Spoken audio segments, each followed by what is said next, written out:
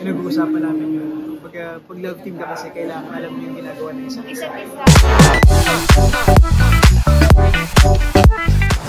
Siyempre, kaya thankful kami kasi talagang marami pasabog kayong summerversary ng All Out Sundays. Nakaka-overwhelmed lang na kasama kami at part kami doon na magpasaya ng mga kapuso natin. Super excited kasi it's not something na mangyayari every month or every week. Talagang it's special na summerversary kasi yung mga prod, yung mga segments, talagang exclusive siya to the summerversary. So very exciting and isang bagong experience lalo na may mga competition between the cast members. So ang dami yung dapat abangan. Tsaka napaka-special nito kasi talagang pati kami naninibago kami kasi talagang lahat ng prods, pati stage. Everything is new. Bago lahat. As in lahat. So we're looking forward na mapanood ito ng mga kaayos. Kaya huwag kayong makalimot na manood every Sunday ng All Out Sundays. Meron na naging preparation ng Team C, ng team namin sa All Out Summer Showdown is nag-Zoom meeting kami. Kasama namin yan sila Sanya, kay Derek, kay Christian, yung iba pang members.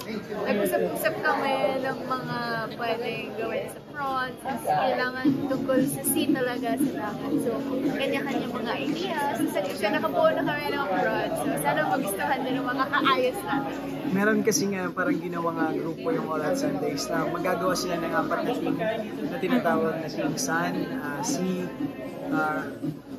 Land, and Team C. So, yung 4 na yun, parang kami gagawa ng kumbaga prod namin. So, pasabog to, may voting to. So, labanan talaga to. So, secret lahat ng mga pangyayari. And, ayun. Yung mga pinaka-memorable, 3.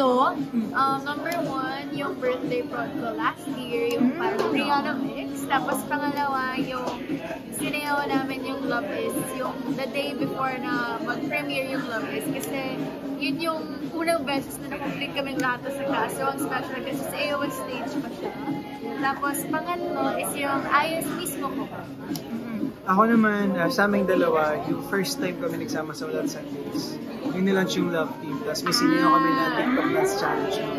So, ang saya-saya ko nun kasi yung first time na nagsama na kami and sunod-sunod na yun. Tapos yung isa naman, yung mismo naman kasi, kumbaga, bibigyan nila ng ride ka para sabihin yung gusto mong prod, ano yung dance na gusto mo, ano yung gusto mong gawin. So, very happy ako kasi talagang successful yung performance namin. At lahat ng gusto kong gawin nangyari talaga. Successful ako. Ayun.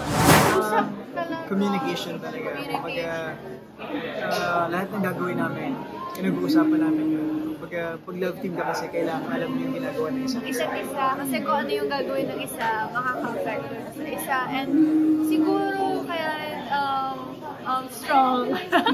Kasi kumari po may ayaw kami, tapos alam namin, kumari may ayaw ako, tapos alam niyang ayaw ko yun. Hindi nila gagawin para iwas away. Hindi naman siya parang iniiba mo yung pero kumbaga, may reason naman bakit ayaw ng tao. So kumbaga, binabago talaga namin yung mga mali namin. So hindi na nauulit yung mga away namin. So talagang hindi kami toxic. Tapos kumbaga bigayan lang sa mga bagay. Kasi kumari, may gusto siya, may gusto ko, bigayan kami. Sige ngayon gawin natin yung gusto ko, bukas ang naman. And feeling ko yung pinaka-importante talaga yung relationship nyo, yung friendship nyo, kung anong meron kayo. Kasi pag hindi kayo nag-work, hindi nyo gusto yung isa't isa, hindi kayo masaya sa ginagawa nyo, hindi kayo nakikipag-kumbaga tawag sa ganun, hindi kayo Communication talaga. Hindi talaga mag-work siya. So, ayun. So, of course, mapapanood niyo kami linggo-linggo sa AOS. And of course, every Saturday, so mga 4-7. And malapit na rin ulit papanood sa aming new teleserye this 2024. Malapit na yan. Yes. Bawal pa i-reveal yung title. Bawal pa. Masaya.